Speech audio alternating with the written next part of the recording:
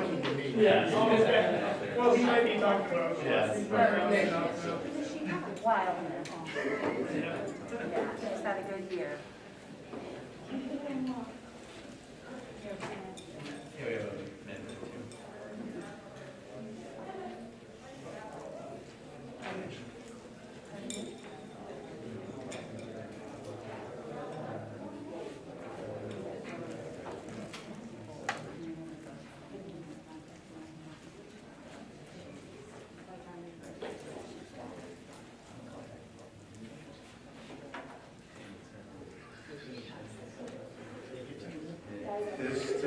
Okay, two lines. And you are ready to start. Good evening, everybody. Can you hear me? Can you hear me? Can you hear me? Welcome to the Granville Exempted Village School District Board of Education meeting. I'd like to call this meeting to order. Please join me for the Pledge of Allegiance.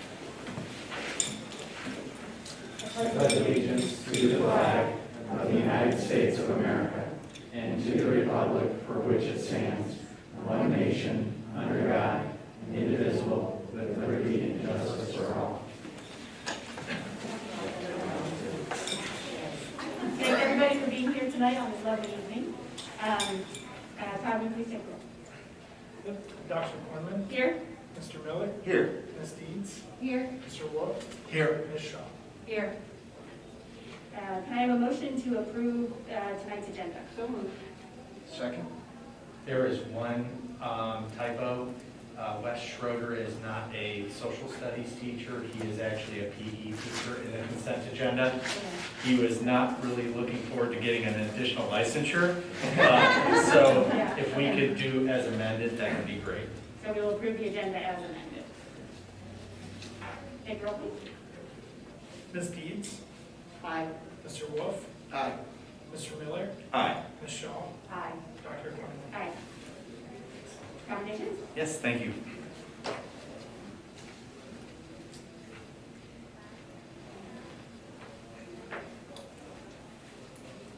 First of all, I have to say it's nice to see people in person again. Even though we're all still masked, it's nice to be at a board meeting and in person. I come off of about 2 weeks of musical programs where we got to listen to live music, which was also phenomenal. So a little bit of normalcy each day, incrementally getting better. So tonight, we get to honor our middle school science Olympiad team, or a couple of them. The Science Olympiad team is being recognized for finishing 5th in the state, but the students that are joining us tonight finished first, got first place in the state competition.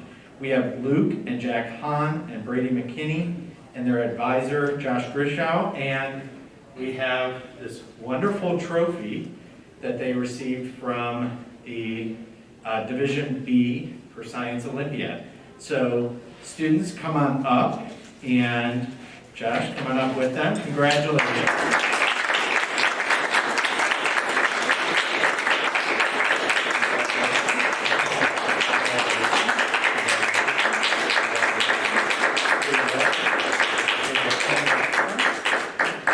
And would you like to hold the trophy, and we'll take a picture real quick for your parents? Josh, jump in. Yep.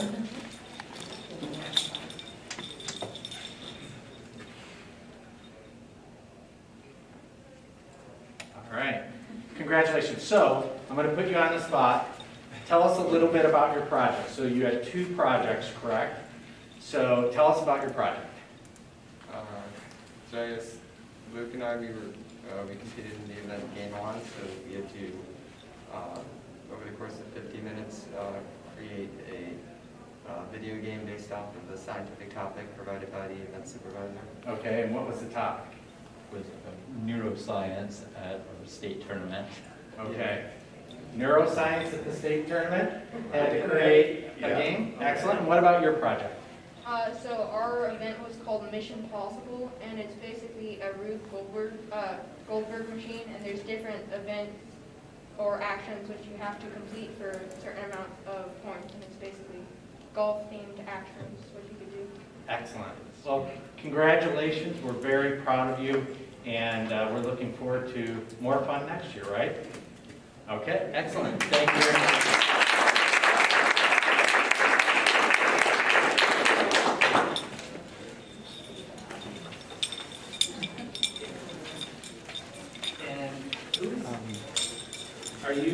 Who are you with?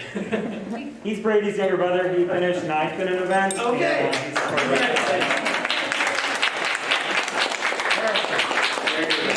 All right, excellent. And this is the awkward part where I get to say, okay, thank you for being here. Now you get to leave. But we're going to bring in our next group of commendations. So thank you very much and congratulations.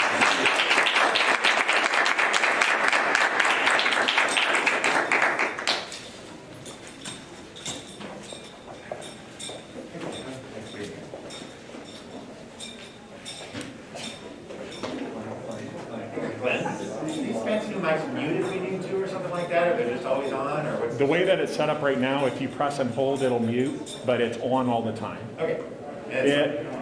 We can discuss however you want it set up in the future.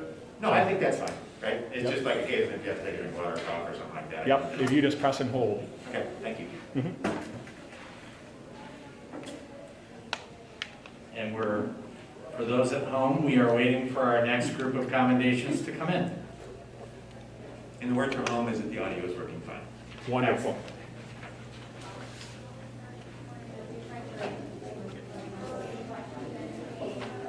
Come on in.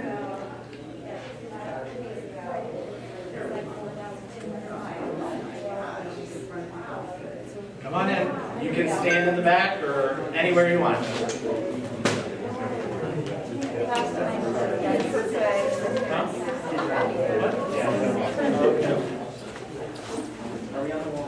Okay. Well, I actually have to say welcome back to all of you. If you remember, this motley crew was here before. So each year, approximately 1.5 million students take the PSAT, which enters them into the National Merit Scholarship Competition. Of those 1.5 million students, the top 50,000 earn either commended or semifinalist status. 34,000 students earn commended status, while the remaining 16 advance to the semifinalist status. Following an application process, this pool is then reduced to the best 15,000 scores nationwide who have earned the honor of being a National Merit Finalist. Since my tenure here, 10 years, we have never had 8 finalists. You are an elite group of students, and you're all in one grade level. So this is amazing, and it's a huge accomplishment on your part and your parents' part. It was a team effort, I'm sure. But this is a tremendous accomplishment, and the board wanted to bring you back to recognize your finalist status and say, congratulations, job well done. So I have your certificate of merit. So I'm going to read them all, but you can come up because some of them aren't here. But Frederick Bell, William Decker, Jonathan Dickerman, Michael Donlin, Adrian Fultner-Maskett, Zoe Moore, Hannah Rockwell, and Michael Borey.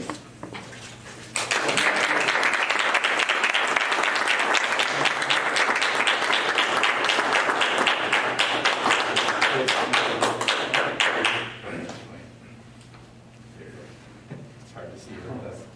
All right, Frederick's not here. Dickerman. Now, I have to tell you, I was a pole vaulter too. So, yeah. So I've been watching you on that. So, that explains a lot. All right, let's see. What do we have here? Okay. Congratulations. You guys are gonna have to come back down here because there will be, you have to come for a picture. Oh, well. Stay down there, sure. Come on back. Congratulations. Yeah. Great job at the music concert the other night. Thank you. Anna as well. Great job in music. And Colin. Here you go. Congratulations. All right, guys, stand up here.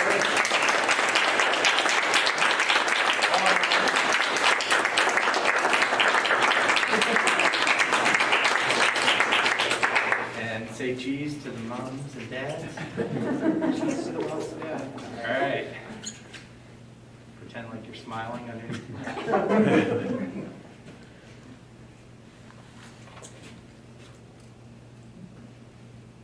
All right, everybody good? Congratulations again.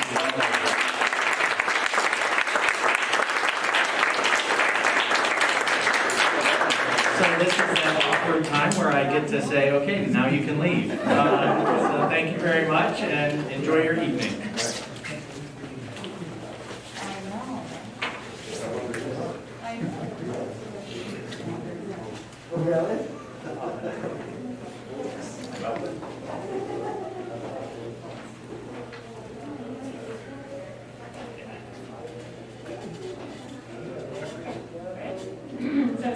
Staff reports? Okay, much to my chagrin, I get to invite Mike Sobel back up to the podium that he is very familiar with. Just kidding. With Brittany on maternity leave, Mike Sobel, former treasurer of Granville Schools, has returned to help us with the 5-year forecast, which is fantastic to have his expertise coming back. So, Mike, I'd bring you up to the podium and I will help you get set up with your presentation. Alrighty.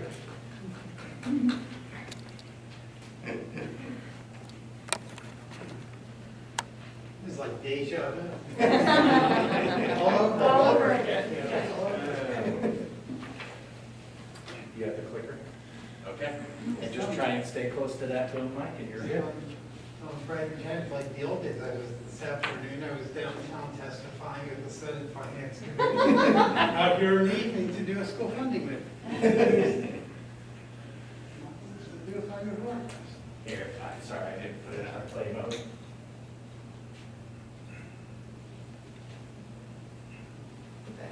Here. What is it, 5 money?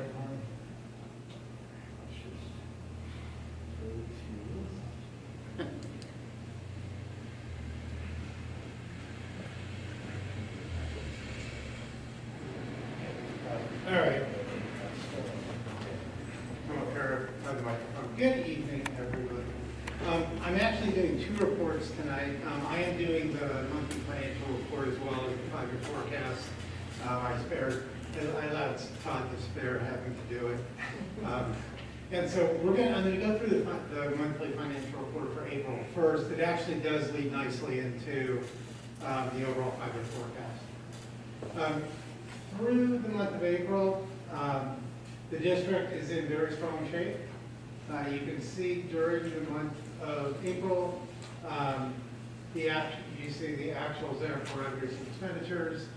Expenditures are a little bit higher than revenues. For the month, that's actually somewhat normal, except when for the cash, you see the cash balance is growing because actually the revenues are higher than expenditures because of the income tax payment in April. The district has about $10 million in its operating fund as a cash balance at the end of April. That will go down a little bit as we go through the rest of the year because the revenues are pretty much all in for the year other than what's left of state aid. But still expected to finish the year probably between $7.5 and $8 million of cash balance in the operating budget. When we look at April collections, compared to last year, you see a big still a bump in local revenue. That is the April income tax payment. It is still finishing its phasing up. That should be about the last step of the phase up. We should be at full level of collection now. Other than that, state revenue and all the revenue are very close, just both a little bit below last year. When we look at year-to-date revenue compared, obviously we have a very big jump in local revenue from the income tax. This is a fully phased-in year. State revenue is falling behind. That's because of the governor's reductions that were put in place. And those did not hit last year until starting in May. And so right now, they've been doing the reductions all year long, but we're comparing it to a period before reductions, which is why we're seeing the down year over year. And then all the revenue is really just very slightly below last year. Generally, where that's coming from is lower interest earnings because of the interest rates being close to zero at this point. Those have been offset by a couple of refunds that were paid by the Bureau of Workers' Compensation back over the winter. Those should not, or at least we would not expect those to happen again next year. And the forecast will reflect that. Just to give you just to update where we are with the income tax, the April payment is the final payment for this fiscal year, and the income tax has actually ended up $625,000, amazingly to the penny. That is not a rounded number. It actually was $625,000 ahead of what the OET estimates would have said, and that's what those percentages. So the OET, based on history of districts starting income tax, has said in this year, which is the second full year of collections, on average, districts get about 108% of their requested amount. And obviously, the district has done quite a bit better than that, to the tune of $625,000. What we do see is the April payment was actually almost right exactly on.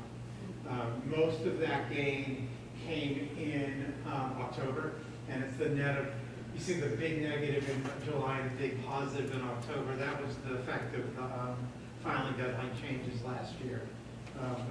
But that's what we saw. Most of that money was in the filing, with the filing date. And Mike, I think it's important to note that, in July, we had just heard about the state reductions, income tax came in lower. It was a very different financial picture during that time. And then things started to shift back around October, November, and start to stabilize coming into the January, February timeframe. But I think that fluctuation really caused a lot of angst about the fiscal forecast, but I think we're going to talk a little bit more about that in the five-year forecast as well. About that in the second presentation. Mike, just in general, with other school districts that utilize an income tax, and especially under income, how long is it going to take before we kind of understand how that levels out? Like, I think we made some estimates initially, and there's some dynamics between the years. Is this going to take 10 years before we know, or is this? Fiscal year 22 will be the true base. Okay. Yeah, they're still catching up. It was done during fiscal year 21. More catching up than we thought, because there really was an indication that should have happened, because in fiscal 20 and 19, the revenues were pretty much fairly close to what the Department of Taxation we thought they would be. We saw this big bump. There's several things that could be causing it. It's possible that, we can't get specific taxpayer information. That was stuff I used to be able to get when I worked for the Department of Taxation. I can't get anymore. But it could be just one or a handful of taxpayers doing something where they had a lot of income, and that could fall back. Or it's just general levels of income. I did take a look back at total income in the district since the estimates would have originally been done. District income from tax year 17 to 18, which would have been returns filed in 18 and 19. There was a pretty big increase actually in income from 17 to 18, but then it fell back a little bit in 19. And 20, that's going, essentially 20 is not filed yet. It isn't filed yet. That's what's being filed right now. Okay. So that data is not going to be available for a little while yet. How can we collect 170%? How do we collect more than 100%? Well, because the way it goes over 100% is that incomes grow over time. And so the dollar amount, when the district said we want to raise $4.9 million, and the department would have done the estimate to say what would the rate needed to have been in the current year, so 2018, to raise $4.9 million. We're now in 2021. Incomes grow. That's one of the advantages of having income tax. Plus, what happens is there's a startup period. Employers, on January 1st, they're not immediately withholding money. They don't get, maybe you don't get started till April or May, and catch up. And so people have only had, they've owed the tax for the whole year, but they've only had withholding for 7 or 8 months. And so when they file their tax return, they've got to make up that difference. And that's coming in, that would have been what's in that $1.1 million. That would have been from the first year of filing of taxes due at the end of the year. And so because of the combination of the ramp up and growing incomes, that's how you get above 100%. Makes sense? Okay, April expenditures compared to last year, you can see they're up, all the expenditures are up just a tiny bit during the month of April. Really nothing very exciting there as far as what's going on. When we take a look year to date, it's a little bit distorted because when we look at year to date, fiscal 20 had the large advance to the athletic project. Obviously, we're not making that advance again, and so expenditures are $3 million lower than they were last year. That's because of the athletic complex. If we take a look at the other two components, salaries and benefits are about $500,000 year-over-year growth. And if you look, that's off of a base of almost 20 million at this point, so that's only about 2.5%, a pretty reasonable level. Purchase services have been running below. We'll go through some of that in more detail in the second presentation as to why that's happening and what that means going forward. And then the cash reconciliation that's done each month. Overall, this is across all funds.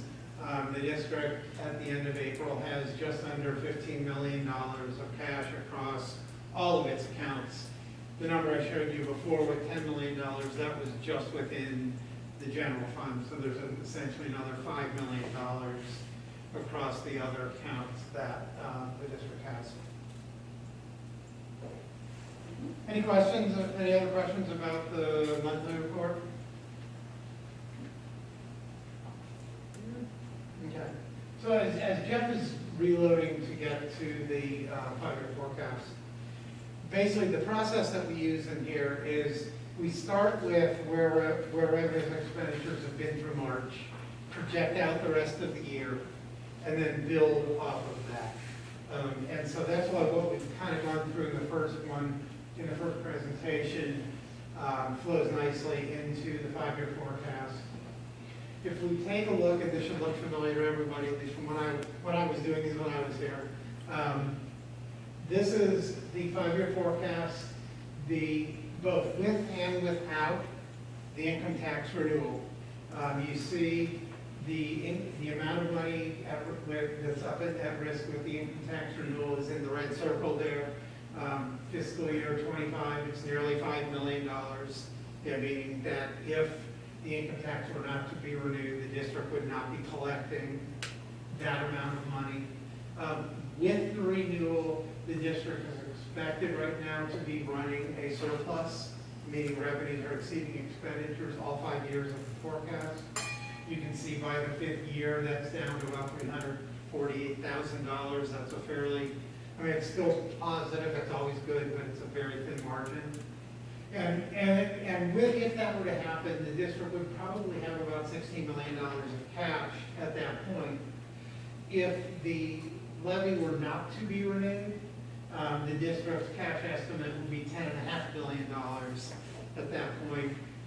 But what's concerning about that is if you see right above the $10.5 million, without the renewal, the district would have run a $4.5 million deficit in fiscal year 25. If you think about that going forward, and what that would mean without the income tax, is the district would likely need to be on the ballot for new money by fiscal year 27 without the renewal of the income tax. And I just want to state that, in conjunction or in relationship to the November 5-year forecast, obviously what we know now is impacting this forecast significantly related to the federal stimulus monies that we received, not only ESSER 1, but ESSER 2, and now thinking about the American Recovery Act monies in ESSER 3. Obviously, those were not known fully in the November forecast, but they are a little bit clearer now. So we don't have those funds in the forecast because the auditor said they shouldn't be included in the forecast, but it still had a significant impact on that cash balance that you see at the end, which was by design to try and offset the costs associated with the COVID response. So you're going to hear that a couple of times. So this is taking a look at projected cash balances, both from the November forecast and then the current forecast with and without the renewal of the income tax. You can see a lot of, for the reasons that Jeff just talked about, that the forecast has gotten a lot better since November over the period. A lot of that is because of a combination of a lot of spending that has been able to be moved to ESSER that was not known back in November, as well as we're a little concerned about how much income tax came in and whether that was going to continue. It obviously did, so that is helping. But you can see the very big difference between the top line and the blue line, and the trajectory with and without the renewal of the income tax. Again, this is just a recap of net operating revenue and this is with the income tax renewal. The district actually was running a deficit for 18, 19, and 20. The 2020 deficit, primarily because of a combination of the phase-in of the income tax, but the immediate moving of property tax money into the PI through the inside village swap that we did, plus the transfer to the athletic fund. So the combination of those three things is what led to the negative number in 2021, the current year, should be the peak as far as net operating revenue above expenditures, expecting it to peak almost at $4.7 million. And you can see the stair step going down. So even with the renewal, you can think if we carried this out one more year beyond what's on here for 2025, you would expect that to be a negative number again. And that is the normal levy cycle. By using the income tax and everything the district has done, we've actually pushed that levy cycle out from where it normally would have been with a property tax levy. Yeah, so if you extend that curve to that graph to the left for 30 years, you see the same kind of stair step thing. And each time there's an incremental property tax added, it goes back up. Yeah. Right now, with income tax being a bigger part of our revenue source, it'll minimize or reduce those teeth in that curve. Yes, and to be able to run 5 consecutive years of operating surpluses in a district like Granville that's reliant on, essentially every 5 years going to the ballot for new money to keep doing, this is the impact of doing the income tax rather than the property tax. And it's extending that period much further than under a property tax. This, conversely, is the projected cash balance without the income tax renewal. And again, you can see it building up and then that sharp drop off in 2025 without the renewal. And that additional $10.5 million would probably be gone within 2 years without a renewal of the income tax. What I'm going to transition to now, this is sort of getting back to the question or some of what we talked about earlier, is we're going to take a look at the 21, where we are in 21 compared to the November forecast and then moving forward and what that has meant. If we take a look at the revenue that we're currently forecasting compared to the November forecast, you can see it's just about $210,000 above the estimate from November. All of that literally is the partial restoration of the state funding cuts that occurred in February. You can see that the line that's 1.035, the unrestricted grants and aid, you can see that that's going to be positive around November by $226,000. That's 226 of the 209. So other than that, revenues are within $17,000 of the November forecast. which is that's a really good margin of error. But how do the ESSER funds come into play? Because I know those don't quite show in the same way. Could you explain that federal money that came in and how that eventually hits the general fund? The ESSER funds will not appear in this graphic at all. The ESSER funds will never appear as revenue in the forecast. Where the impact of the ESSER funds will be, and we may as well move along to the next graph, because or the next chart, because that'll get into it. The ESSER funds will all be reflected here by but depending on the district's ability or interest, or your interest in taking existing expenditures that are coming out of the general fund and moving those against the ESSER dollars. Essentially, to the level that expenditures are supplanted, that you're not creating new programs with the ESSER money, it will cause the expenditures to decline relative to what is being expected. And that's where it will show up in the forecast columns. Yeah, so I'm thinking in the future, as we look back, we'll have falsely low expenditures, right, as we compare year over year, because we will have shuffled some of those away. So it just kind of complicates things that it doesn't roll right into the general fund. Year over year, yeah, but as you're doing your planning, yeah. And we've actually built tools within the software that we're developing to make sure as you're doing your planning is, okay, you first figure out how much is it you're supplanting. Mm-hmm. And then figuring out when do we have to stop supplanting, and making sure we bring that money back, those expenditures back into the general fund. And so that is part of the planning process. And what you'll see, especially with ESSER 3, once you go through that process, is you'll see a downturn in the expenditures, and then probably out in fiscal year 24, maybe 25, depending on how you spend the money, you'll see a blip up. And that's going to be the expenditures returning to the general fund, at least the ones that you had supplanted by moving them out. So that you'll actually see that in the forecast in the planning process. It's always just a little difficult out in 24 and 25 to even remember what happened back, here in 2021 and how much we got and how that works out. So it's kind of like the athletic fund thing, right? I mean, that was a rate move and things like that, but now we have to kind of keep that in mind every month as we look at year over year. And in the future, looking back at this time, there'll be that adjustment we need to keep in mind. The asterisk will now be pandemic as opposed to the athletic complex. Lots of asterisks. Yeah. Okay, so the table, we saw revenues were right on target. What we see with the expenditures is we're now projecting expenditures to be about $1.7 million lower for fiscal year 21 than we had expected in November.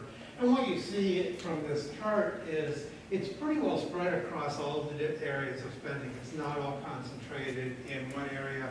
And we're going to go through each of these pieces so you can kind of see where those spending reduction, not really reductions, but the lower spending has occurred. And we'll go through each of the top 3 lines. And I think it's important to reference, really when we got word in May that our state aid was going to be cut for that fiscal year, really we went into that efficiency mindset even further to say, okay, what's mission critical? Let's not spend, because if we're losing money in the last month, most likely we're going to lose money additionally in the next funding cycle.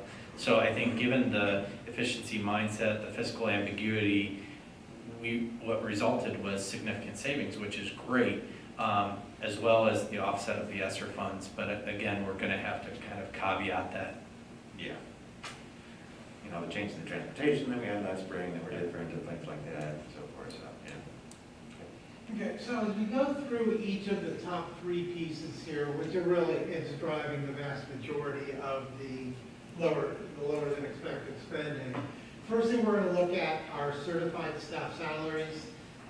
On the left is the expected year-over-year growth for fiscal year 20 and 21, which is about $500,000 expected growth. What we can see if you look at the actuals through April, year-over-year growth through April, that's 10 of the 20 months of the fiscal year, have only grown by about $250,000. We're obviously not going to make up another $250,000 of spending in the last 2 months of the year. So that's the first piece that we're taking a look at. And part of that is from moving some folks to ESSER funds. Yeah, if you remember, we added several positions to cover the remote learner situation and added a first grade teacher and a sixth grade teacher to, again, lower class sizes so that we could get students in. And that was kind of one-time expenditures related specifically to COVID, which is an allowable expense. So backing those out of the forecast had that type of impact on the salaries in general. If we take a look at classified salaries, again, the expectation was about a $50,000 increase from 2020 to 2021. What we see over in the right through April, actual salaries in classified have actually fallen by $70,000 during that period. And probably, I haven't looked in detail, probably a large piece of that is going to be in transportation because you've not been running field trips and all the extra trips and as many athletic trips. And so that is going to cause those expenditures to be lower than were being expected. What's this total bar, what's the height of that bar represent? On the left. What's any of those numbers, like what's the vertical axis? Those numbers on the left. The vertical axis. Those are the total expenditures for classified salaries last year in fiscal 20 and what was projected in November for 21.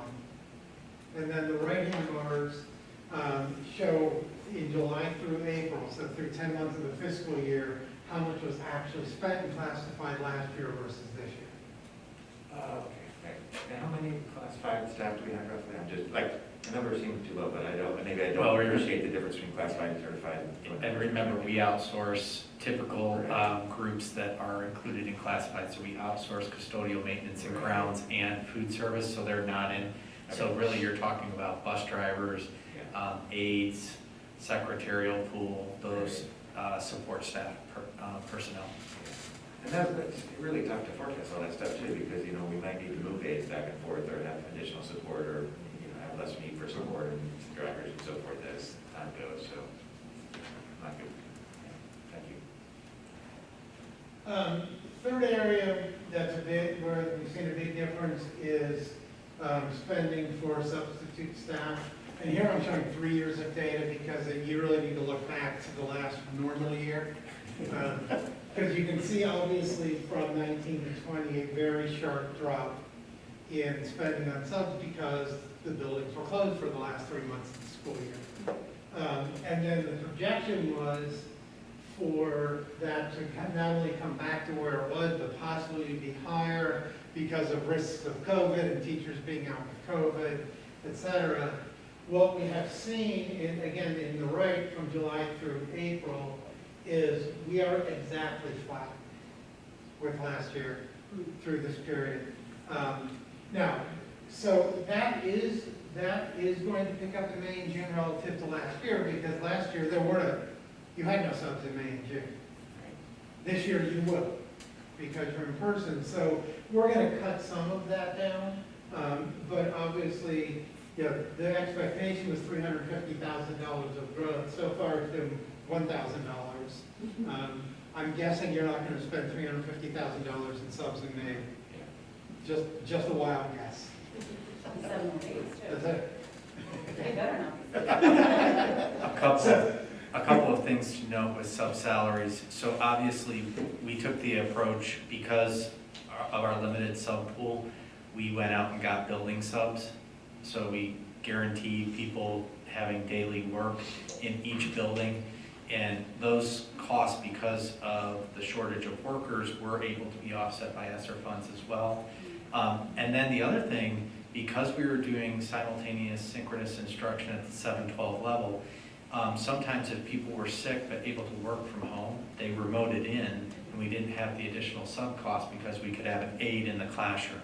So there were some benefits to, the ability to have that simultaneous synchronous experience this year, and you'll hear later about that moving away from that model. But But that's another example of some of the efficiencies that we realized. Yeah, so I mean, 19 to 20 is like less than half, right? Because of the last 3 months of the year, basically, or the last 3 months, basically half of our self-cost. Yeah. Okay, we're gonna move forward now to purchase services. If we take a look, these are payments for students attending school elsewhere, which would be students who are going to community schools, open enrolling out of the district, taking Peterson or autism scholarships, going to the ESC, being through the ESC.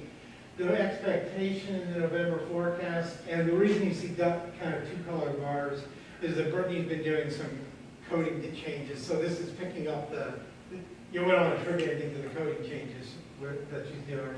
But the expectation was for this year, in the November forecast, for this to be flat. We're now expecting these expenditures to be about $133,000 lower this year than they were last year.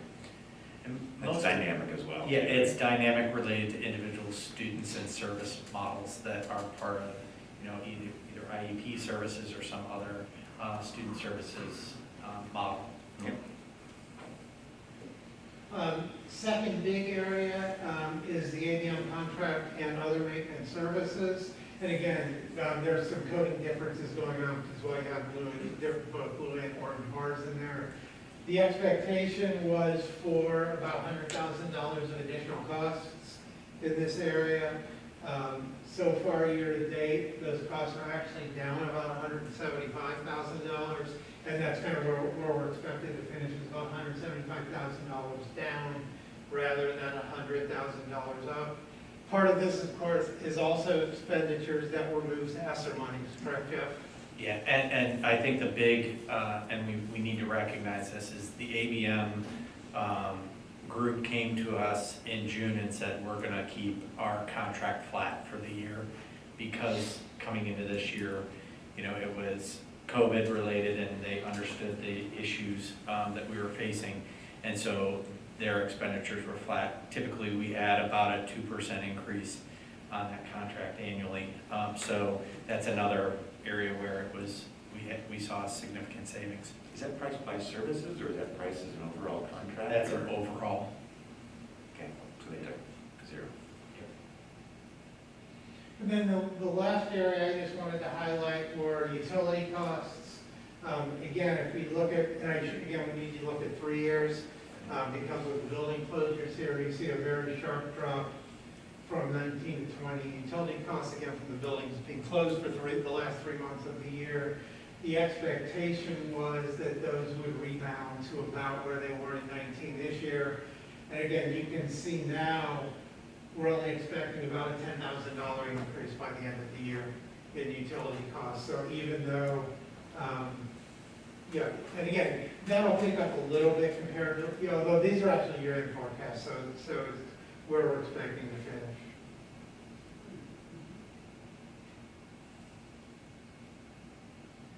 Okay, so that's kind of a recap of trying to explain the $1.7 million and kind of why the spending is below where we were in November. Now what I'm going to do is, now we're finishing with 21, we're going to take a look at 22 through 25. First is, if we look at the overall revenue, which is, I don't know what color that ended up, like using a yellow crayon marker against the dark blue, whatever color that ended up on top. Relative to the November forecast, 22 through 25 revenues are expected to be about $330,000 higher in aggregate than they were back in November. And you're seeing two things. You're seeing the income tax obviously doing a lot better than had been forecast. You'll see a couple of those 375,000 there in the income tax. Where that's coming from is, we saw in the earlier slide, or actually the slide in the other presentation, that income tax revenues are $625,000 above where they had been expected. What we've done with the forecast is say, okay, we're not quite sure if some of that could have been one time or not, So we back 250,000 of that 625 out assuming, okay, that's one time, and that's why you're left with the 375 that's higher than it was in November. The property taxes, those forecast revenues are actually lower than they were. We were expecting the triennial update for 2020 to cause residential valuations to go closer to 20%. In actuality, it only ended up in 11%. Granville actually had the lowest growth rate in Lincoln County for valuations. Overall, the county grew about 20.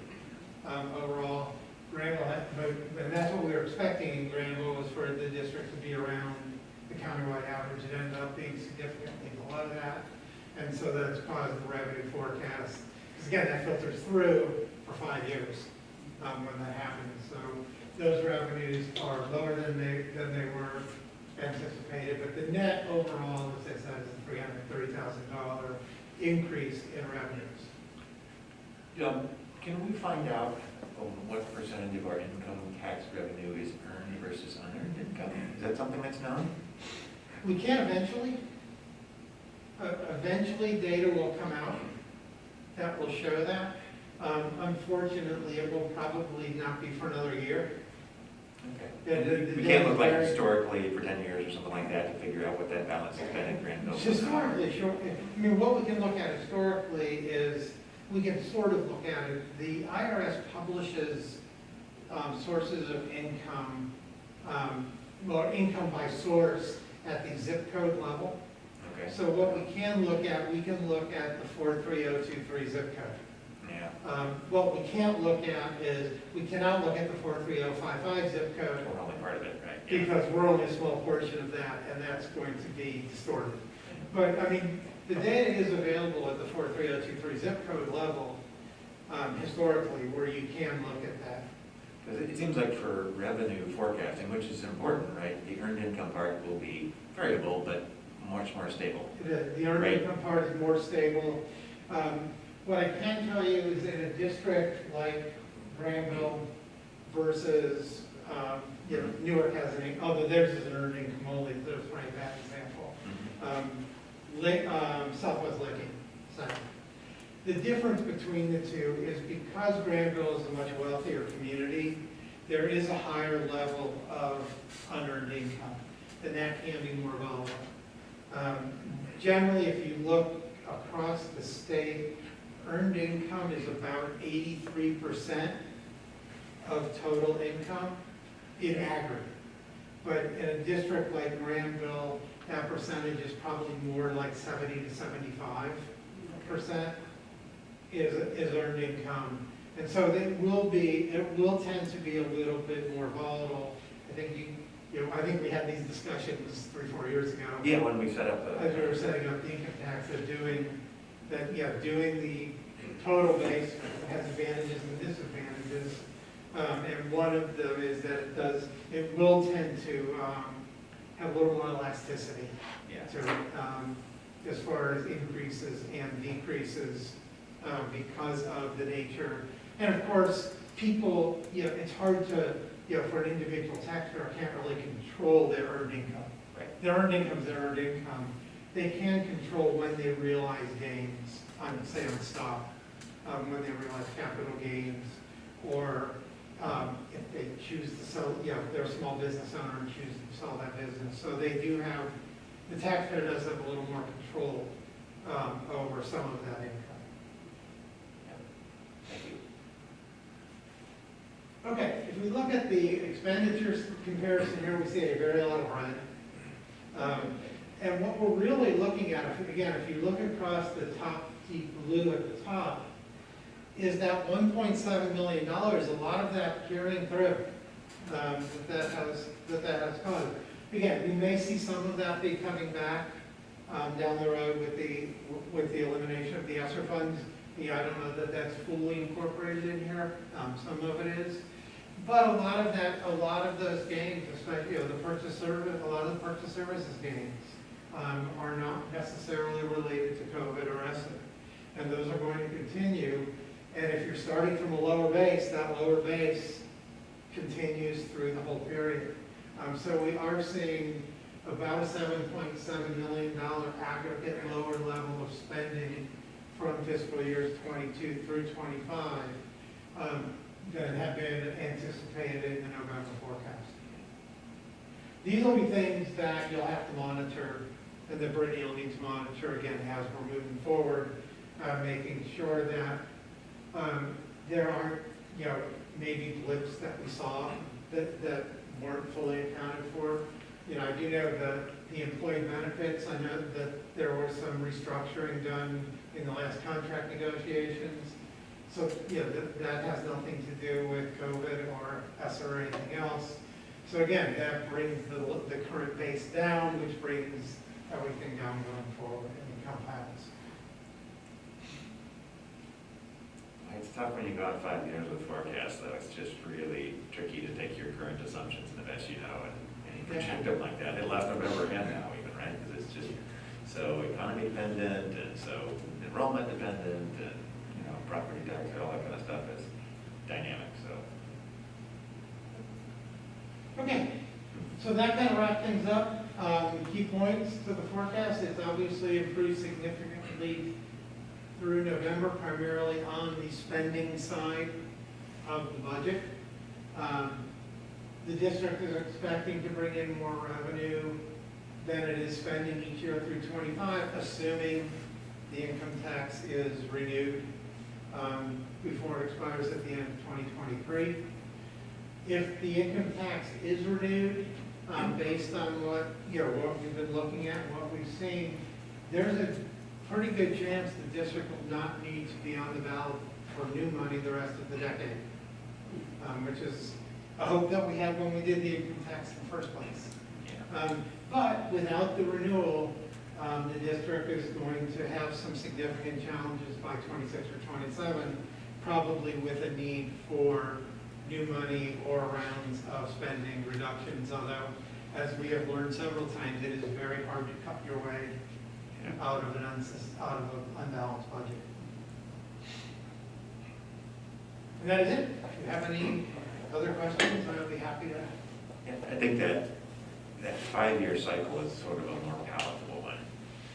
When you're kind of going back and forth between 2 or 3 or 4 years or whatever, it's just like, man, do we do this again, right? So I think that it's great that we came up with this strategy that lets us go back to the ballot every 5 years. And even this next one, if we do opt for a renewal, it won't be new money necessarily, but at least it's like on the ballot, which is the time that causes the conversations, right? And gets people engaged and involved and thinking about it. And this is a great time that I think we shine with how well we do with our product, right? And with the kids and with the financial side and so forth. So I think that's good that we're meeting up to our previous commitment, right? And I hope we can keep that cycle up, but forecasting is really tricky, because it's so economy dependent and so many other things. Yeah, I think looking back at the strategy of diversifying the revenue streams, making the swap of the inside millage to support the infrastructure needs and the facility needs of the district. Some of the efficiencies that you saw in the utilities are because we're actually fixing really old, units, and they're running more efficiently now. And we've been trying to catch up on that deferred capital plan for several years, and we're making progress on that significantly now.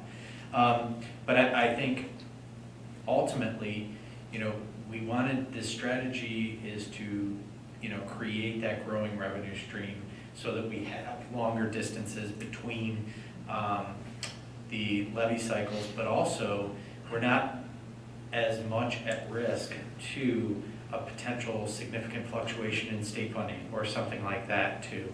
So I think there's a lot of benefits to this diversified structure that we created.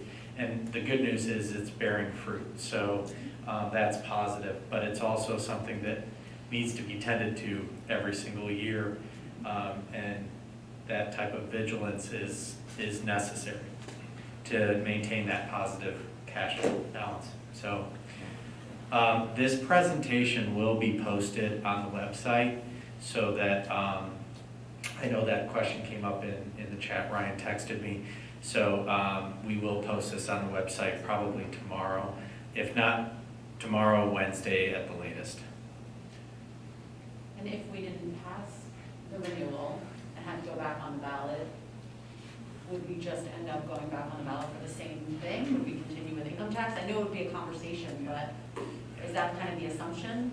The conversation that we had when we originally created the income tax structure was that we were going to show the community in 5 years that we could manage that money well, and then we would go back to the ballot for a renewal, and that renewal would be a more permanent renewal as opposed to a 5-year levy, so that it would add credibility to that funding model. So that was the strategy at that time, and I don't think that strategy has changed, at least in my mind, as far as what I would recommend moving forward. But you know, each time this comes up, it's a conversation. Yes. Right, and there's a lot of in-depth financials and a lot of in-depth discussion around the community, like what is right going forward. And the income tax was put on as a 5-year only to kind of just check it, right, and to see how's this working. Is this going to cause what we think it's going to cause, and so forth. And so we'll have that opportunity for that intentional conversation again, right? And we'll be, heavily involved with lots of scenario plannings. Is it the right number? What's the right timing? And figure that out, because we're not committed to anything right now. But it sure seems like we did a good job before, and I think we're headed in the right direction.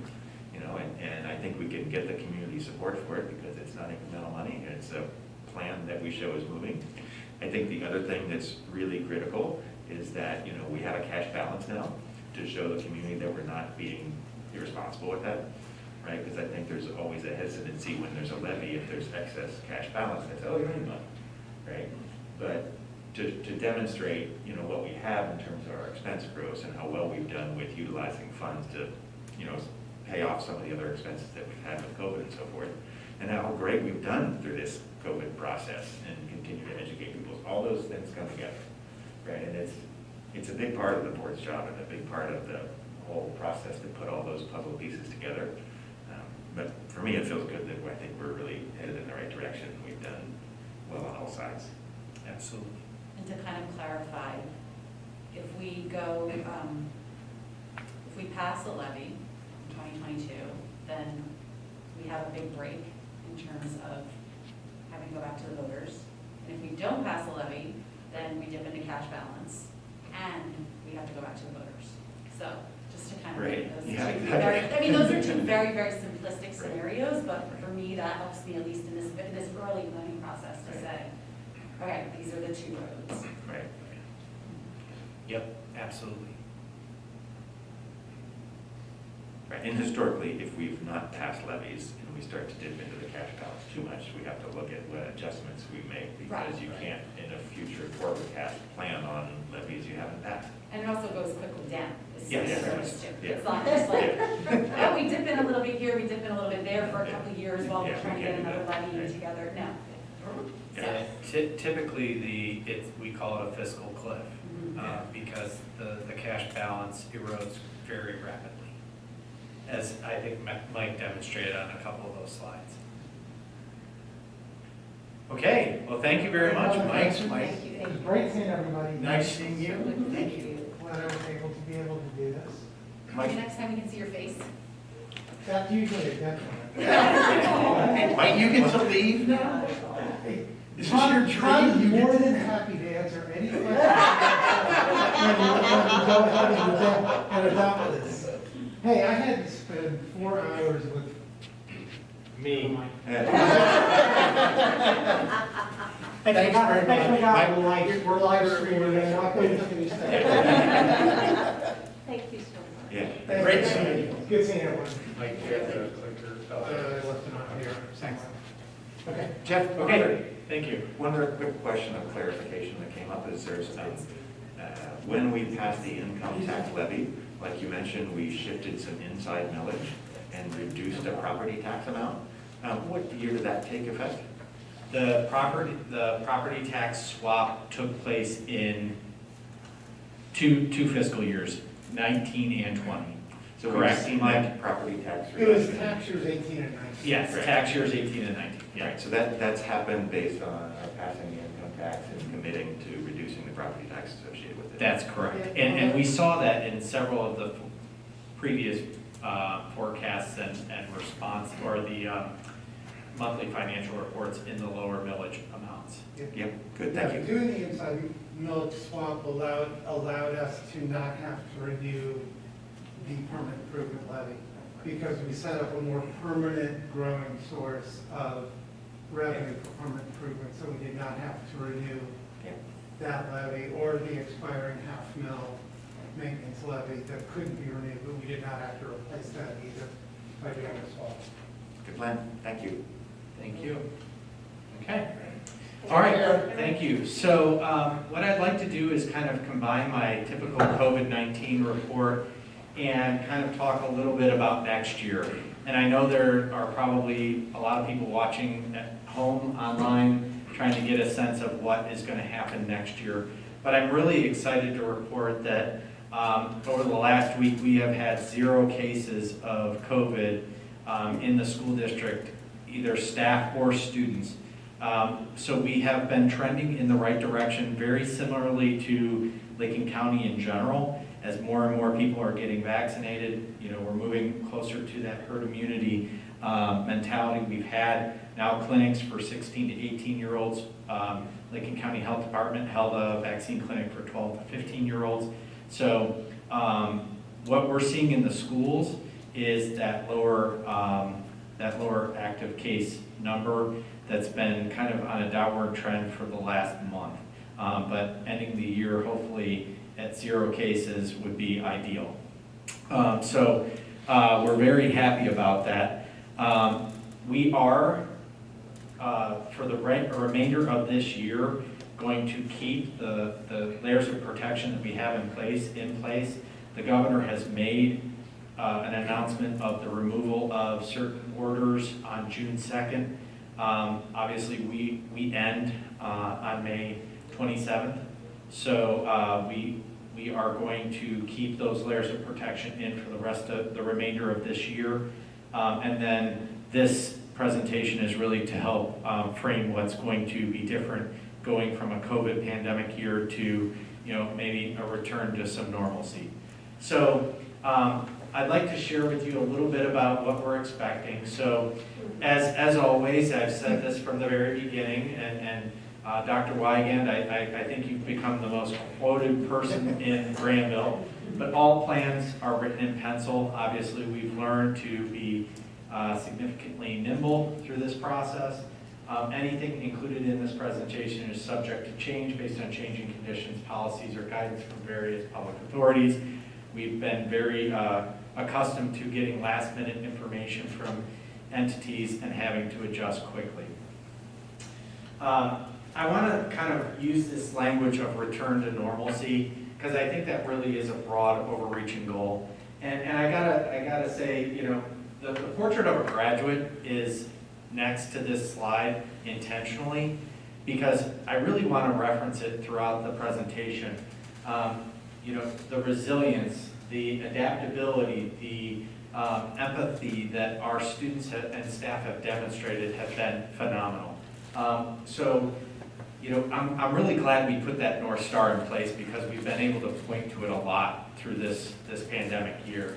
And that's really a testament to our students, our teachers, our staff, our administration, our parents, and our entire community really partnering with us to be successful. But in our minds, all students need to be in an academic setting for their intellectual, social, and emotional well-being. We've learned some of those painful lessons this year in having some of the 2-option models. And we know that it's beneficial for our students to be in the school setting. And our expectation has never wavered from providing a high-quality education for all of our students. That is the expectation. That's our continuous improvement mentality. That's why we continue to thrive and do better than most in these environments because we keep that mindset. The last bullet is really important. When we went into this pandemic planning the first time, we didn't have any experience to call back on and say, okay, well, the last pandemic, this is what we did. We didn't have that experience. And we made a couple of really critical assumptions. We were going to push our students in and then potentially fall back and add more layers of protection as our default mentality. And I think that served us very well, because we saw examples where, maybe some school districts started in more of a retreat mode and then tried to push back in, and it was significantly more challenging. Our mentality was, let's get them into school as much as possible and then pull back if things don't go well, and I think that helped us. And we're trying to create that same mentality, thinking about going into the 21-22 school year. We are going to err on the least restrictive environment while maintaining health standards for students, while closely monitoring trends related to the virus over the summer and school year and make adjustments necessary. But we're going to err on trying to create more normalcy than less. So that's an important kind of philosophical underpinning to what I'm about to share with you. So last year, remember, there was probably 7 other groups of people that we were looking at for data. And we've slimmed that back a little bit just to kind of tell you who we still continue to look at as far as data sources to drive our instruction. But obviously we have the Ohio Department of Education, we have the Center for Disease Control, the CDC, the Ohio Health Department, and the Licking County Health Department. Honestly, the Licking County Health Department has been our greatest partner in this entire process. If there is a person that deserves a service above self award in any area, it's Chad Brown and his team at the Licking County Health Department. They have truly given us all the resources and tools necessary to be successful this year. But these are some of the data sources that we plan on utilizing as we continue to monitor this summer. So what can we expect for next year? What we want to communicate, and I think it's important for parents to have some of this information now, is related to education, transportation, layers of protection. So I'll kind of go through them one by one. From an education standpoint, last year we had 2 educational models available to our students. We are going back to one option. That option is all of our students returning to an in-person instruction model. That means elimination of the simultaneous and synchronous instruction at the 7-12 level and remote classes at the K-6 level. There is an exception, and we've always had this exception. So pre-COVID, we always had exceptions for students that had significant medical concerns that we needed to do something different with them in partnership with their parents. The exception is that if there's a medical necessity supported by documentation that we collaborate with the parents, we are going to figure out for that individual student what is in their best the best interest of that individual child. So that process will be facilitated by the Assistant Superintendent, Mr. Bernath, and communicated to families soon. We wanted that information to be out there and available so that they understood that the remote option was not going to persist next year. What I will tell you is Mr. Bernath and our Director of Student Services, Gwen Spence, do a fantastic job of partnering with parents to figure out what is in the best interest of students and then creating credit flexibility, independent studies, potentially doing credit recovery. All those things that we've done previously, we will continue to do. It will just probably be a little bit more intensive this year based on some of the medical needs related to COVID. But one of the reasons why we chose the 2 models was, quite honestly, our staff and making sure that we were able to take care of the needs of our staff members. With high vaccination rates within our staffing pool and at least availability of getting the vaccine, we feel very comfortable with our staff going back into an all-in student return in person next year, and moving forward with that return to normalcy. From a transportation standpoint, we want to reestablish high school transportation and double routing. So pre-COVID, we had double routing in place. This year we had single routing, so it was K through 8 on one bus route.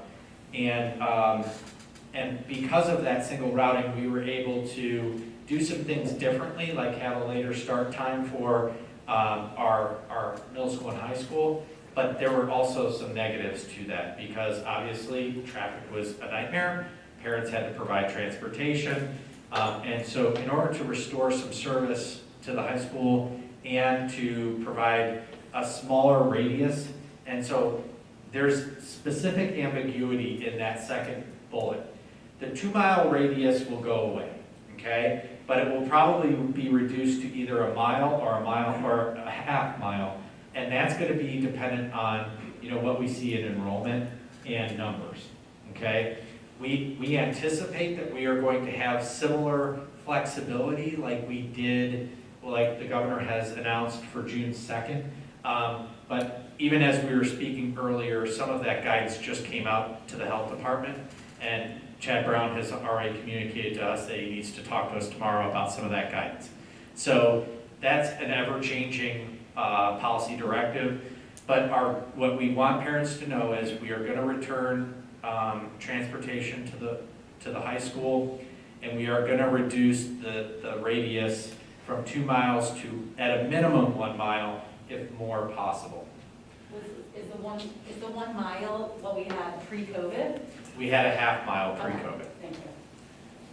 So, Jeff, I think it'd be really worthy, and I know it's kind of dynamic, to do some kind of deep dive on the impact of our bus drivers specifically. Like we struggled this year with a single routing. Like what's our staffing levels like? How do we make sure we don't have some of the challenges we had this year?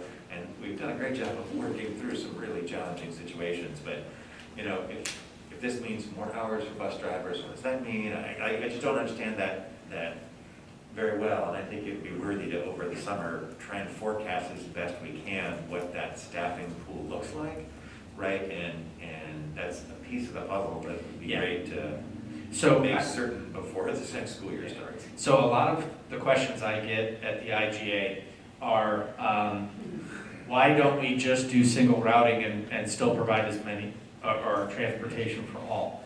And the reality is that's going to require maybe 6 buses. Right.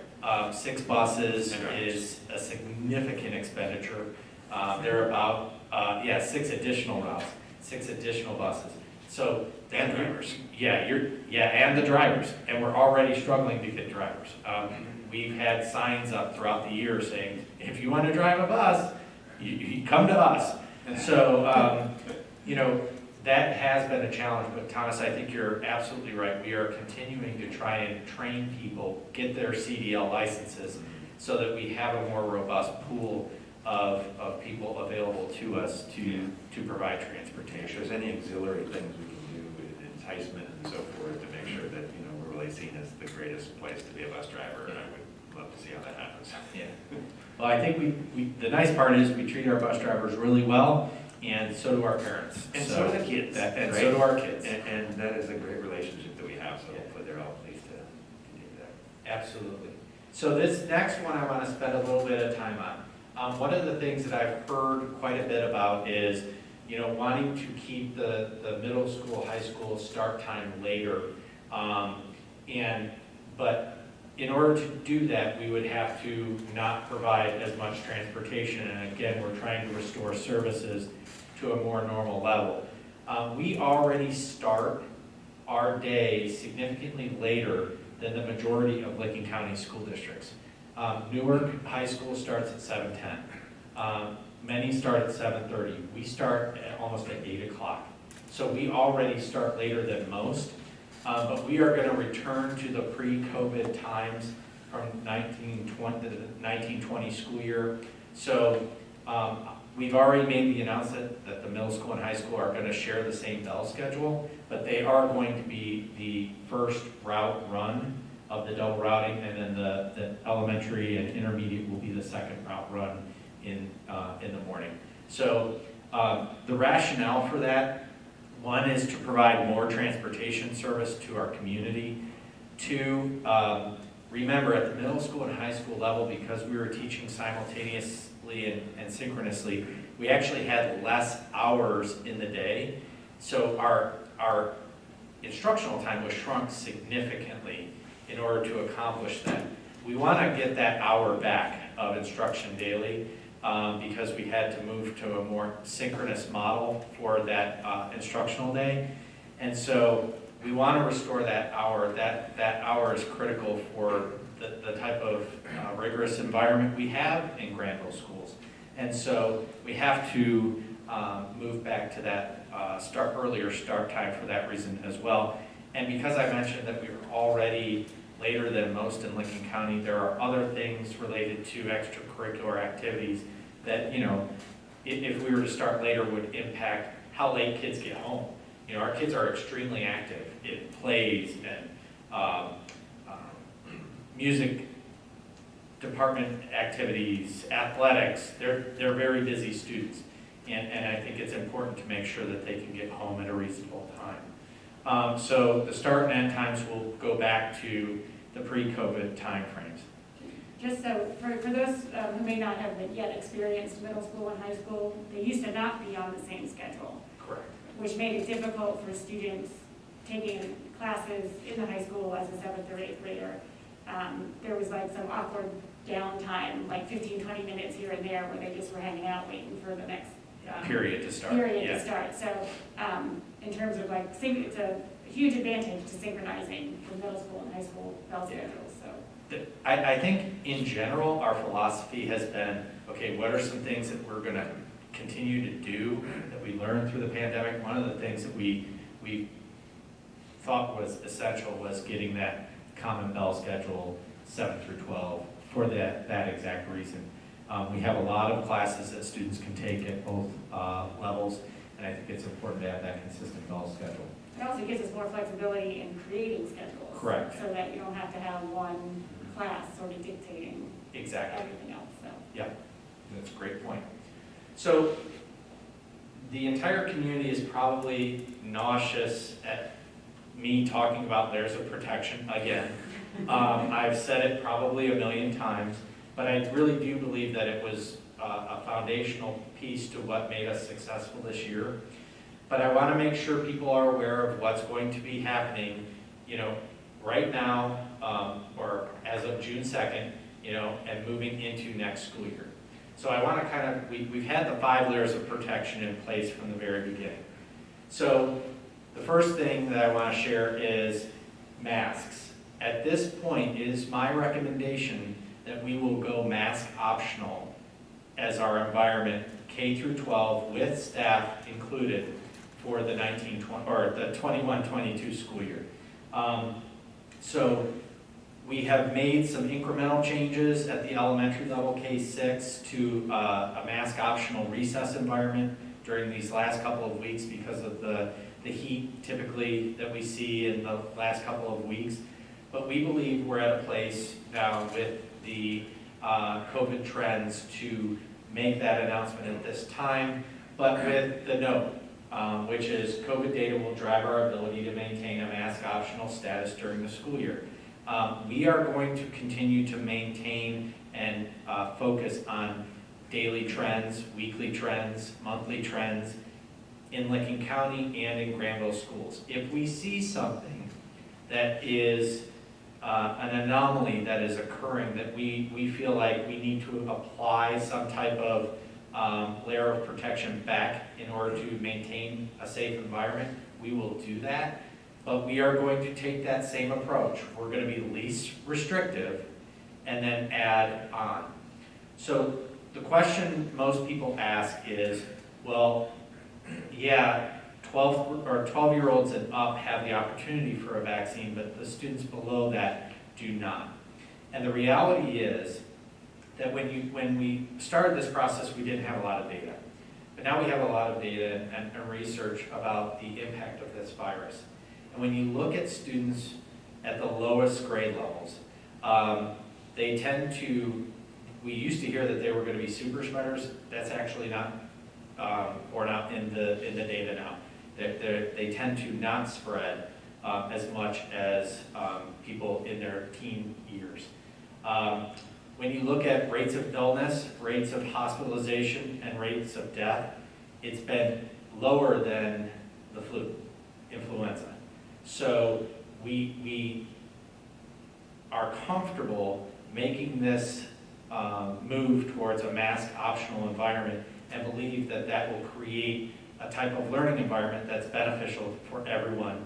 Parents who are a little bit more cautious and want to have their students masked, they can have that. Parents who are a little less worried about that, they can have their students unmasked. Having even some students masked in an environment is helpful. So, because we have seen the benefit of a masked environment in this year.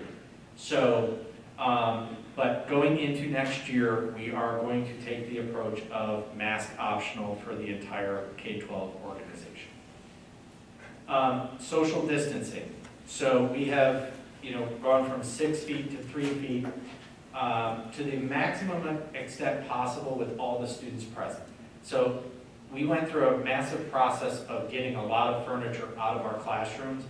We're not going to be bringing a lot of that furniture back yet. We're going to keep it in storage until we can spread out our students, all the students that are returning, spread them out to the maximum extent possible, but still provide opportunities for collaboration and other things that are important in the educational learning environment.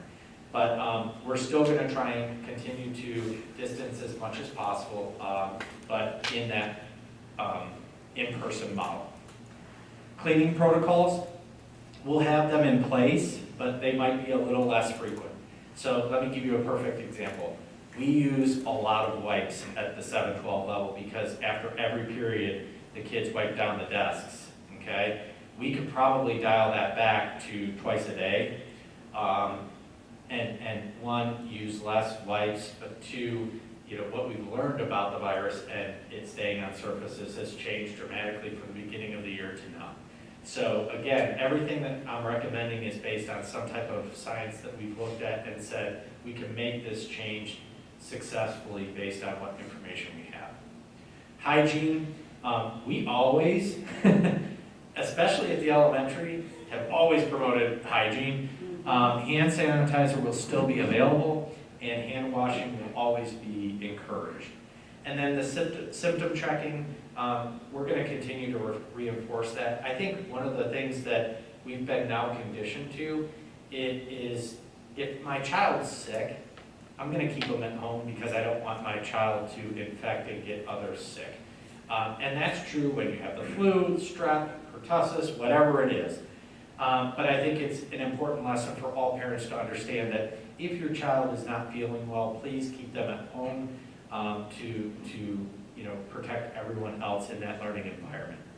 So when you think about masks, social distancing, cleaning, hygiene, symptoms, again, the main philosophy is we're going to pull back what we can safely and continue to monitor what happens in the classroom and district related to increasing COVID cases.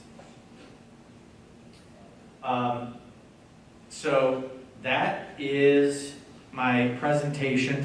I know that this is not the totality of what everybody would want to know right now. It will probably drive a lot of questions. What we wanted to do was give at least parents an idea of what type of educational experiences would be available and what type of environment their students would be returning to. So once June 2nd and the orders are lifted, we will be going to mask optional. We are going to be running quite a few summer enrichment and learning opportunities. Those will be mask optional at that point. So we are going to transition to that after June 2nd.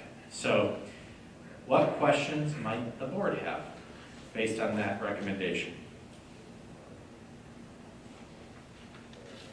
I'm glad to see that we're re-expanding the transportation.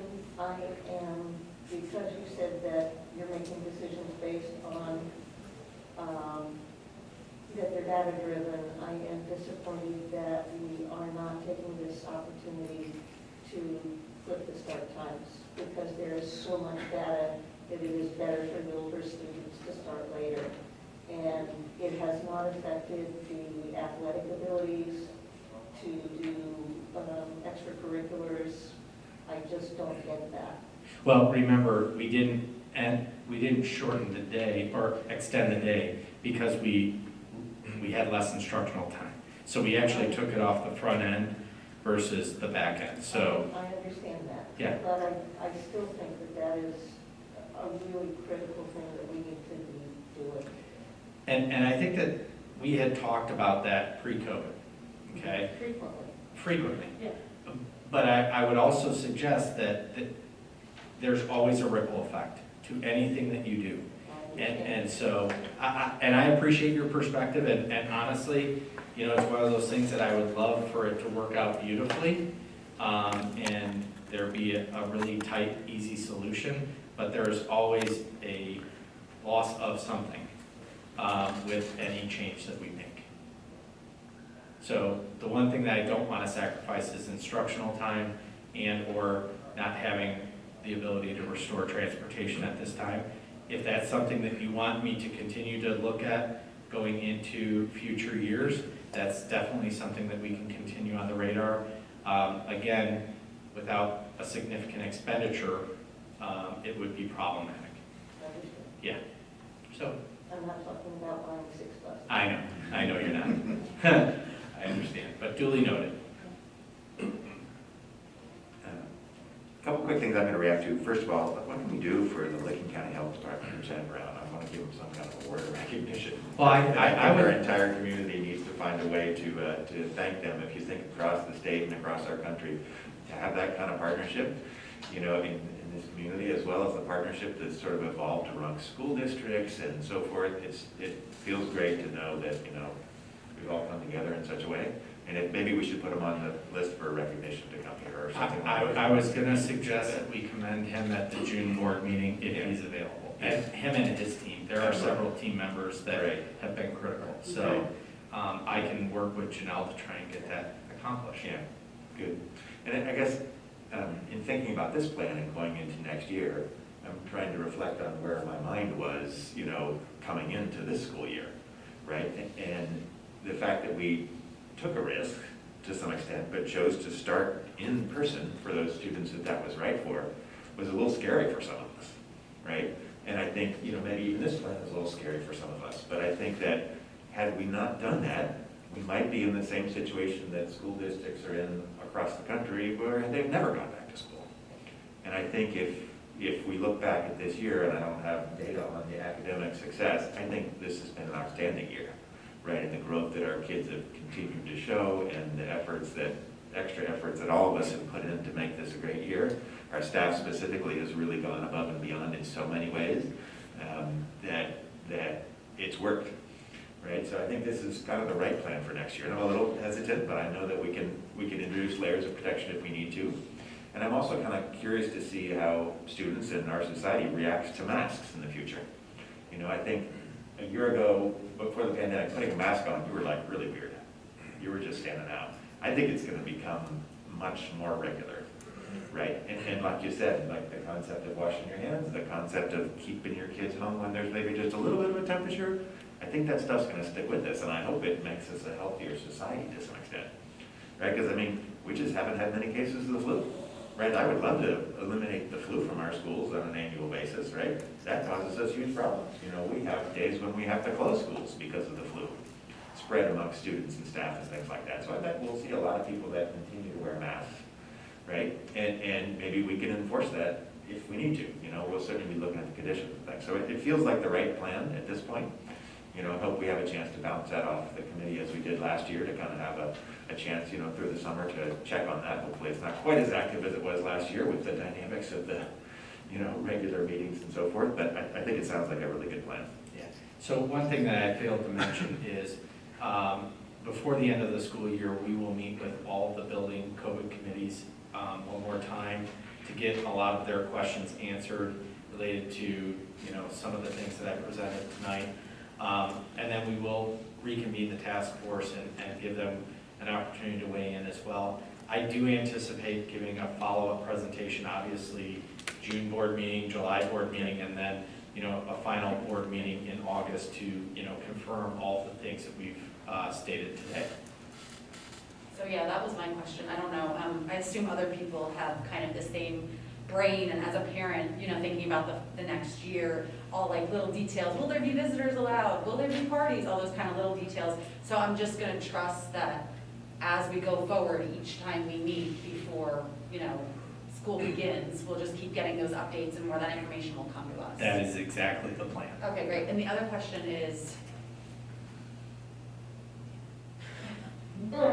A great question that you can't remember, right? oh man. That's okay. All right. You can come back to it. Yeah, I guess that's the other thing, that since I can easily come back to it, and I'd love to have Amy just kind of throw out her question that was important. I want to encourage other people. The really cool thing about Granville is that we're such a small community that you really can just reach out and ask the teacher, last year's teacher, or Jeff. I mean, you can go straight to Jeff, sure, but you can even ask last year's teacher if you feel more comfortable with them, or, there's a lot of people that we can ask in the community, or one of us. I mean, we're in lots of different places. Absolutely. Fred will be at the 4th of July, just find him there. So that's just encouraging that. But I do have another question that will come to me. Okay. Yep. No, I think it's, as we were last year, we're gonna base, our decisions on data, and with the data we have right now, this is what we can commit to. Yeah. And so I think that, like you said, Cecile, we'll know, as time goes on, we'll know more and more and more, and so we'll be able to adapt and adjust as we need to, and with input from, other people, and the data and things like that. So, I think it gives, hopefully what it does is it gives parents enough information to know that, okay, I'm gonna have transportation back, so I don't have to, drive my kid to school, because there's been lots of discussion about that, that's been difficult for, particularly for, families that have been working 2 people the whole time. So that's good for them to know, I think, and that we're gonna have only one, option, all in person, also important to know, so that you can plan. So I think, hopefully this gives enough information to sort of help parents, And plan initial for next planning. year. Yeah, plan for next year, and then as time goes on, we'll get more and more detail, so. Excellent. Because this is more than we knew last year. Correct. Oh, this is significantly more than what we did. Yeah. We weren't even, I think, was it end of July? Yeah, the guidance came out in late June, early July, Yeah. and then it wasn't necessarily in the hands of the decision makers at the health department until the very middle of July. Right, yeah. So, Hopefully this is, yeah. okay.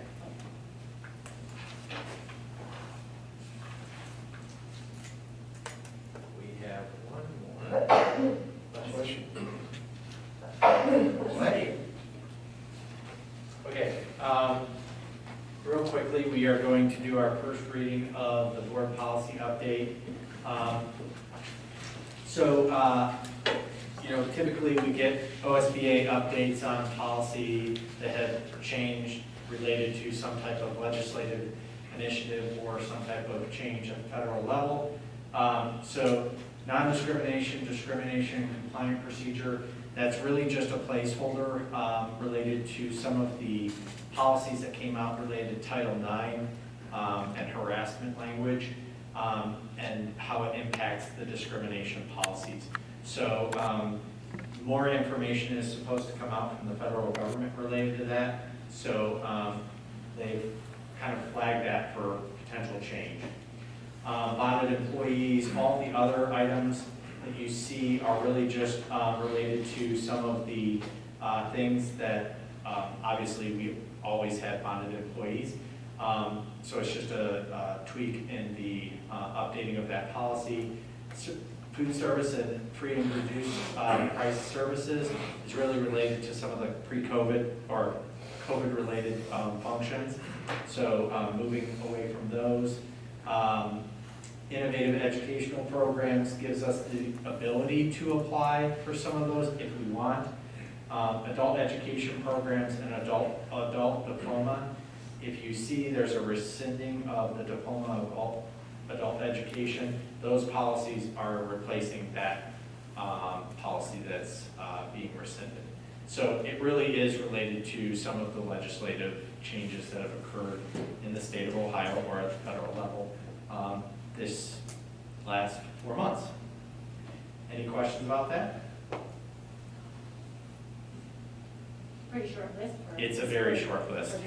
You know, it's always a short list until after the budget cycle.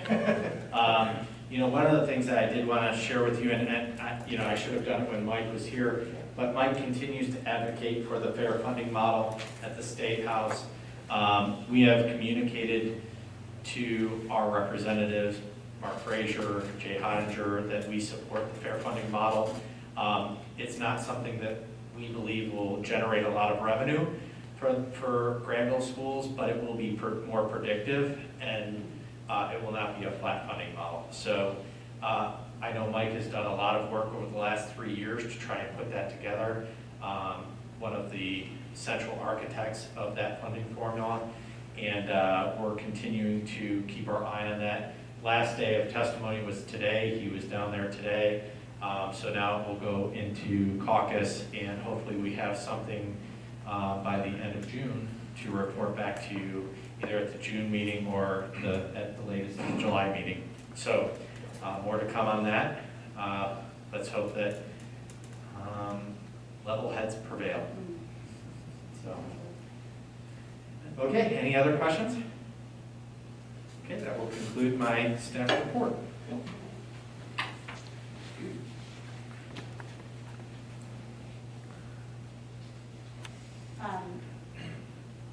As you shut things down, have we heard, we are now at the point in the agenda where we entertain public comment. Yes. Has So, Ryan let you know if there's any? so he has said that there isn't public comment, but I do have, so pre-in-person meeting, Right. we were having people send me emails.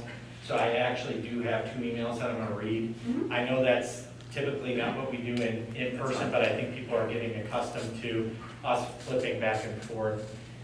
So I will pull up the first public comment.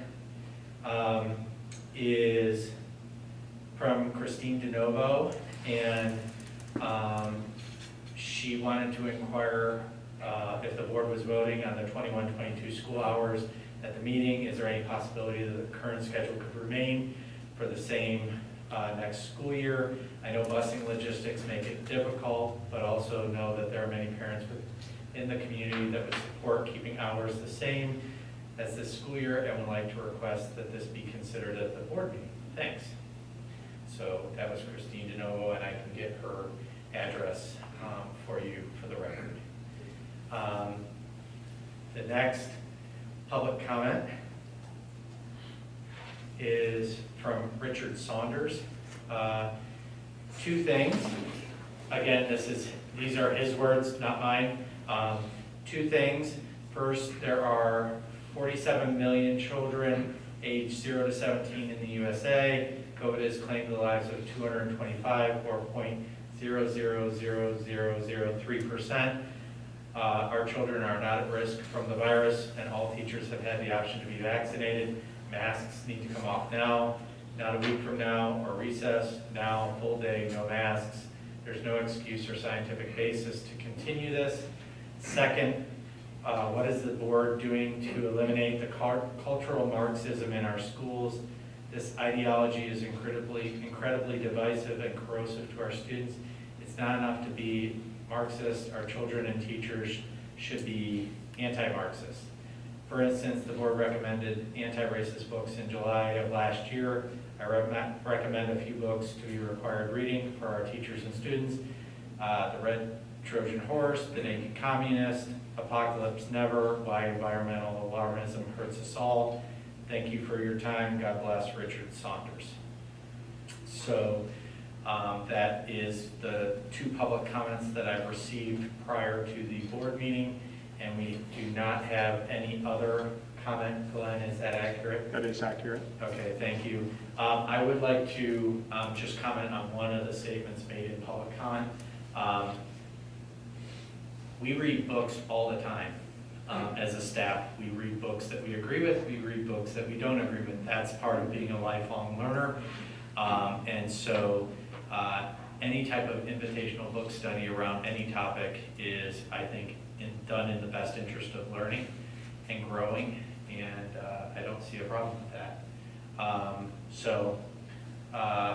We will continue to do our work in diversity, equity, inclusion.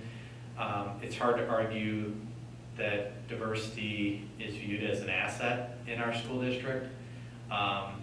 Equity is about equity of opportunity, and inclusion is about treating everyone as a human being, and that's what we teach in our schools, and I think universally that gains support. I think sometimes the rhetoric around what's happening in schools is not necessarily applicable to what is actually taking place in the school district. That's my comment. Okay? All right. So next on the agenda is board discussion. We didn't necessarily have a specific topic, but if we have any other further discussion or comments maybe around the COVID plans next year or anything else that has come up, either in public comment or in presentation, I'd be happy to spend a few minutes talking about that now. If anybody have any additional? I'd just like to compliment the teachers, the staff, the administration, the parents, the kids, on how we dealt with COVID this year. I think it's amazing. Talking to friends and relatives around the state and different states, I think Granville is a shining example of how your kids can be in school and be successful. And that's, it's a credit to the folks I just mentioned. I think it was amazing and outstanding. And one of the things is I'm really happy, as you mentioned, Jeff, that we gave it a shot at the beginning. And you know, it's kind of looking at the rearview mirror, but it showed how hard it was to go if you started out the opposite way. And I don't think anybody knew that until, like many things during this. And I just, my hat's off to the whole community, like I said, for it. And, you know, the one thing I guess, and I don't think you emphasize it enough, about the plan being in pencil. So I think it's really important that we're able to give the community and parents an idea, because to me, that's light years ahead of where we were last year. And, you know, I think we're able to do a lot of these things. I mean, we're getting the guidance from the necessary health departments and things, but if the community hadn't reacted and acted the way they had, we might be less willing to approach the way we are. So I think that's a compliment to everyone about doing it. So that's my comment about the COVID situation. I tell my mom, like, often, yes, we have 0 cases, we only had 1 case, and then she goes and brags to all of her friends in education in Virginia, like my daughter's school district. So I brag often about how successful we've been, and, you know, word spread. So it's true. Like, I mean, it's been such a team effort, and thanks to the teachers, and, you know, I mean, it's been a lot of extra work, no lie. Like, you know, you can't deny that it has been, and so appreciate everybody stepping up. You know, administration, like, you know, we talk about taking a risk, but we didn't take that risk without significant research and planning time before we started last year, right? I mean, it was all based on, like, you know, information and data and conversations with Children's Hospital. Like, I mean, Jeff, every day you were talking to somebody. So it's, you know, we talk about it being a little bit of a risk, but it wasn't, you know, an uninformed one. So I just sort of wanted to point that out as well. I think the key to our success was the layers of protection that we had in place during that time. Yeah. So, you know, that took, you know, a lot of work and planning on a lot of people's part. So just wanted to throw that out there as well. So, Okay. anything else? I can't believe how much my kids have learned this year. It's amazing. Good. Yeah. Yeah, thank you. It's good to hear. Yeah. And I have to say, so, you know, we did have a lot of music department concerts over the last 2 weeks. And the performances that the kids gave, when really, I mean, they didn't have a ton of opportunity to perform as a whole group, except for maybe a day before. And they were stellar. I mean, like, so many opportunities to celebrate live music and the growth that kids made. You know, we celebrate the arts, the academics, and athletics on a regular basis, but I tell you what, if you haven't been to a concert when you can, you need to go. Yeah. And, yeah, the end of the school year with the concerts that are coming out just feel so good, and the results you see, and like, again, you mentioned the portrait of a graduate things, right? Those have gone throughout our district, right? And there's been great examples at the elementary school about kids really stepping up and understanding things that they wouldn't have had we not taken the stance that we did. And it's been a lot of work and things like that, but it's really cool that our kids are going to come out ahead, where I think nationally and globally, there's a lot of kids that are going to come out pretty significantly behind for this thing, right? And that's something we as a society need to deal with, but we should take great pride in all that we've done to make this year happen. Also, we should mention that we're hosting the Regions 3 track meet. Yeah. Let's see, Tuesday, Wednesday, and Saturday. And we will generate about $5,000 of revenue from that event. So again, the athletic complex, the design was to build it so that we could host events and generate additional revenue, which obviously saves taxpayers dollars. And so, you know, we were very happy that we were selected for that site because we have a 9-lane track. Yep. So that's a good thing. Revenue generation is a good thing. And we should make a ton on concessions. Oh, yeah. Yes, yes. Which benefits. Absolutely. Absolutely. Yeah, yeah. So that's great. And it's great. I think it's a great opportunity for folks to see our facility. Absolutely, yeah. No board reports are listed. Anything else come up last minute? Board reports being full trial committee. Yeah, committees that board members The attend. superintendent committees mostly. And so, okay, so we will move on to the action agenda. Okay. Action item 11.01, the OSBA web policy update service. So moved. Second. Okay, we host on our website the board docs policy page from OSBA where some of the policies I just referenced will be hosted so that they're able to be queried by the general public, and that costs $1,500 a year. Is that same? That's the same as it's been for a long time.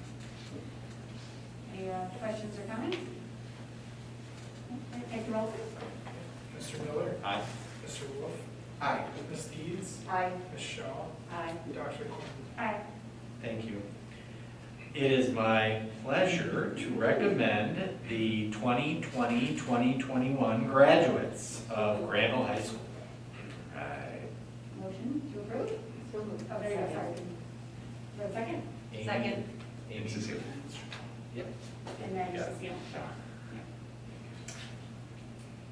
Congratulations to the graduates. Yes, and hopefully we will have our graduation ceremony. If the weather cooperates, we'll have our first graduation outside and in the new stadium. So looking forward to that.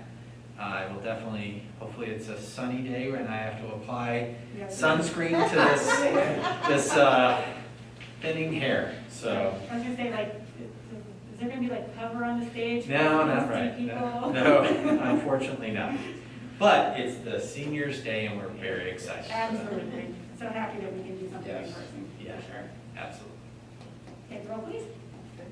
Ms. Deeds? Aye. Ms. Shaw? Aye. Mr. Miller? Aye. Mr. Wolf? Aye. Dr. Quinn? Aye. Thank you. 11.03, the OHSAA membership dues. So moved.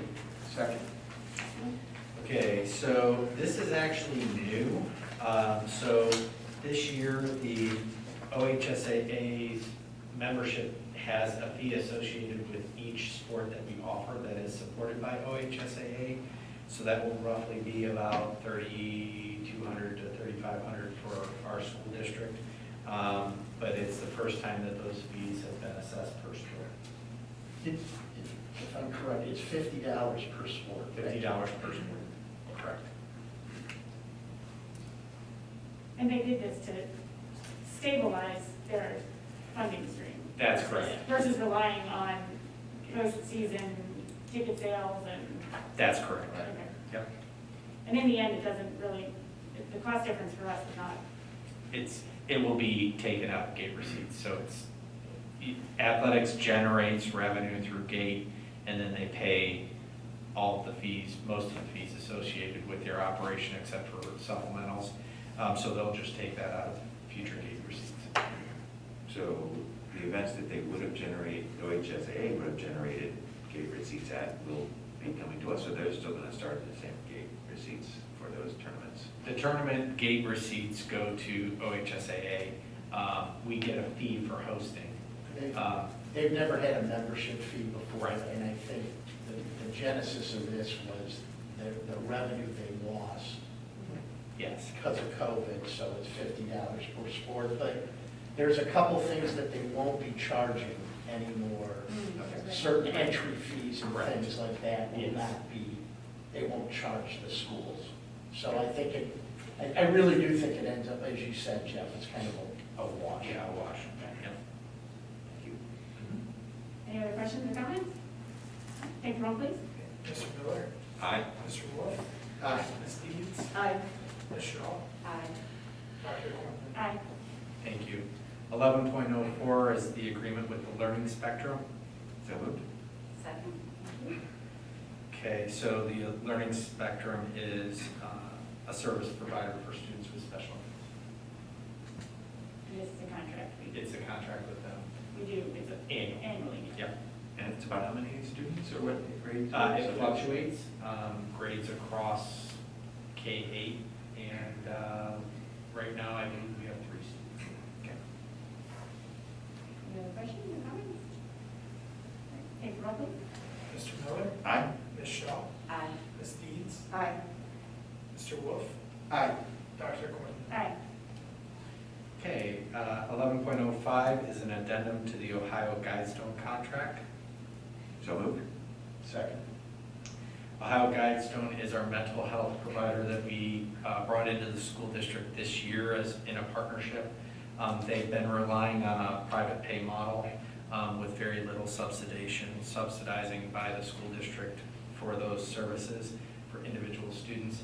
But we are moving to an opportunity to have a daily rate applied to our ability to direct the work of the caseworker that's in our schools so that we can do professional development on trauma-informed care, PBIS, which is the Positive Behavioral Intervention Systems. So it gives us the ability to have 2 days a week where we're directing the work where it's not being billed out to private insurance. Yeah, when we approached the wellness issue to begin with, we expected that there would be costs with it, and we're fully ready to do that, and I'm sure they've been budgeted and so forth, so this is, just in line with what we've done there before. And Thomas, to that point, these are, the funding of this will come from the Student Success and Well dollars that the governor put together over the last 2 years. Yeah. Do you know the magnitude of the cost of a couple of days a week, or was It's there? about $40,000 Okay. for the year. Thank you. Yeah, that's great. I mean, it's a really important component that they serve, and we need to all continue to focus on across the district in a lot of different ways. So And I a think- facilitator like that can be, part-time doing training and part-time looking over cases that don't raise themselves to other, other accounts for them and so forth, I think is a great model. And I think coming out of COVID, making sure that we're really paying attention to the needs of students that, have been struggling for a variety of different reasons. I think it's really important coming out of this pandemic as we return to normalcy. Take the roll, please. Mr. Miller? Aye. Mr. Wolf?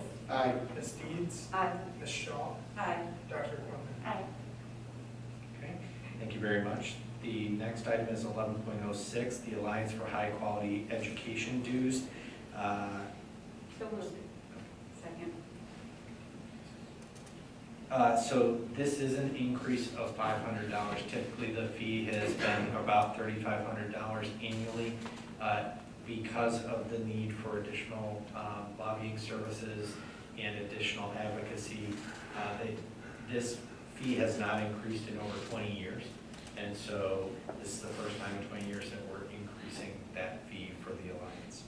I do serve as the vice chair, so I'm intimately involved in their operations and their efforts to influence policy and legislative items on a day-to-day basis. Any questions? No, thanks for your time and putting in that as well. It's definitely worth the organization. Take roll, please. Okay. Ms. Deeds? Aye. Ms. Shaw? Aye. Mr. Miller? Aye. Mr. Wolf? Aye. Dr. Montgomery? Aye. Next item is 11.07, the approval of the job description for the EMIS coordinator. So moved. Second. Okay, so we have a resignation on the agenda for Lisa Fitch, as our EMIS coordinator. We took the opportunity to revise the job description, and typically that position would report to the treasurer's office, but it probably falls more into the side of Brian Burnett and the getting the data and the student information system side of the equation accurate. So we just made that tweak to the job description as we posted it. You will also see that we have found a person to fill that role who has almost 7 years of experience in a local school district close to us. And we're very excited to have her join our system. EMIS is absolutely critical in funding and in reporting data back to the state of Ohio. Great. Any questions? No? Take roll, please. Mr. Miller? Aye. Ms. Shaw?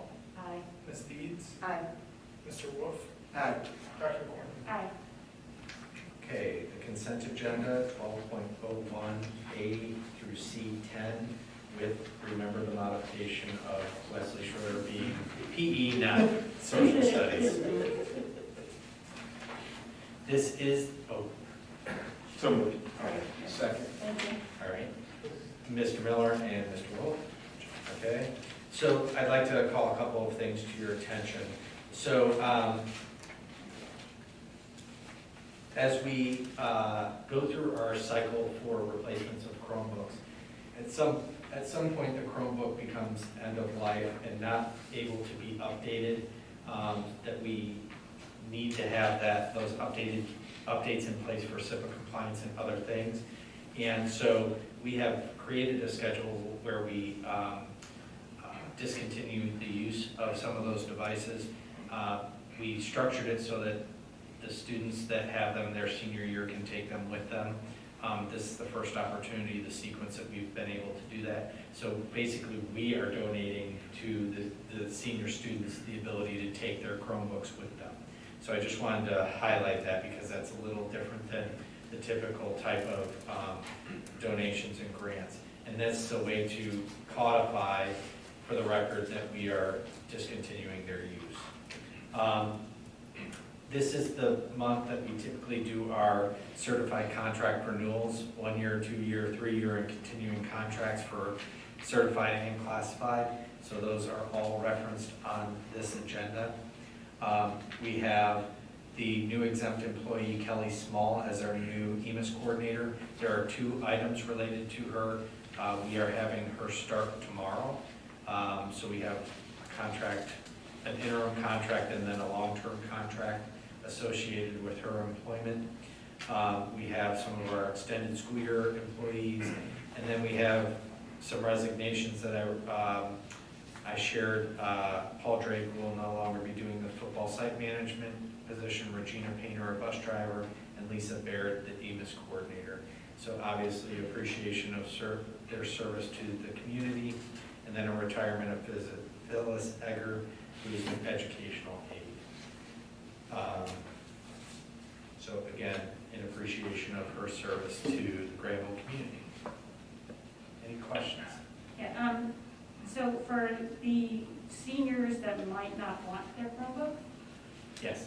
Is it possible to donate working machines to, I don't know, maybe Kendall or Middleton or, somewhere else if they are still in good working conditions? I know they're, they have a lifespan, but if they're still, can be used, can they be donated rather than turned back in? Yeah, so if a student wants to turn around and donate their device to an organization that you No, just so referenced. what if they don't take them from us? Oh. We have 20 devices left. Right, yeah, we could probably turn around and offer those to the senior center or somebody. Yeah, I We think have a what we would summer do, technology trade-in or opportunity, right? Yeah, you're able to. I think what we would do in this case is actually keep them in circulation. Okay. The true end of life for the devices that the seniors have would actually enable us to use them in somewhat of a limited fashion through next year. Okay. So if it was only a handful of them, then yes.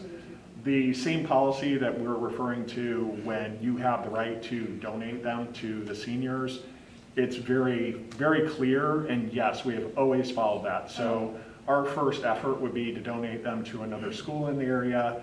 If they aren't used at that point, then we would reach out to any of the other local, businesses. And there's a pretty clear line of options for us. Okay. But yeah, we would definitely, last case scenario would be to do something like truly recycle them. Okay. Oh, good to know, thanks. Yeah. Yep. There's a nice significant grant from the Granville Community Foundation for bicycle and pedestrian safety Yes. and so forth. Is that somebody they bring in from the outside? Is that a next year thing, or that's fantastic? So that was in conjunction with GEF, correct? Yeah. Yeah. Okay, I so think that. there was Mrs. Urban and Yes. Mrs. She's really Parsons. excited. Yeah, she's very excited. So, yeah, that was a collaborative effort of two organizations donating to that purpose. Fantastic. Yeah. Great. Any other questions or comments about the consent agenda? Look at that Kiwanis stepping up to the plate. I know. I know, right? Anything else? Great. All right, take the roll, please. Mr. Miller? Aye. Mr. Wolf? Aye. Ms. Deeds? Aye. Ms. Shaw? Aye. Dr. Corman? Aye. Moving on to finance. 13.01, financial statements. So moved. Second. Yeah. You're throwing your voices. I know it. I can hear it. Any other questions or comments about the financial statements? Okay, take the roll, please. Okay, Mr. Miller? Aye. Ms. Shaw? Aye. Ms. Deeds? Aye. Mr. Wolf? Aye. Dr. Corman? Aye. Okay, and 13.02 is the 5-year forecast. So moved. Second. I'll take it. That's great to have Mike back. That's fantastic to have his support. It's neat that he's got an experience and history with us here and so forth, and his insights are always appreciated, support of the district as well as the whole state, so. And since this is, if it's okay, you mind if I Yes. speak or something? I just want to say, since this is about the end of the meeting and an opportunity, I just really appreciated working with this board. The administration has been incredible.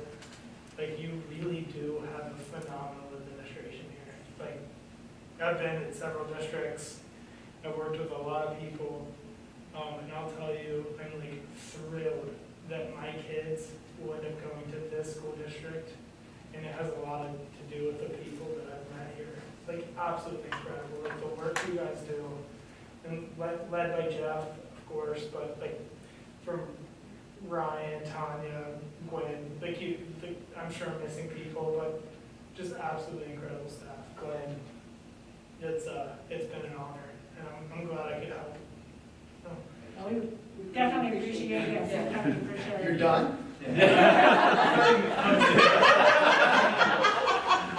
Is Brittany aware of that? I'll text her on the way home. Maybe block her number. No, But being able to Brittany step is in has been great, right? incredible, The too. collaboration that has kind of evolved among school districts in Licking County and the way that we're staying in touch, and I hope we continue to stay in touch, right, is really just gonna help us all out, be more efficient and smarter about what we do and so forth, so. Yeah, Brittany is phenomenal. You really do have someone special there. And just know, forever, I'll be an advocate for Granville schools. I live here, I love it here, and everything you guys do, I'll be a supporter of. Just know that for as long as I'm here. Thank you. Thank you. Yeah, and really, truly thank you for stepping in. Keep coming back once a month.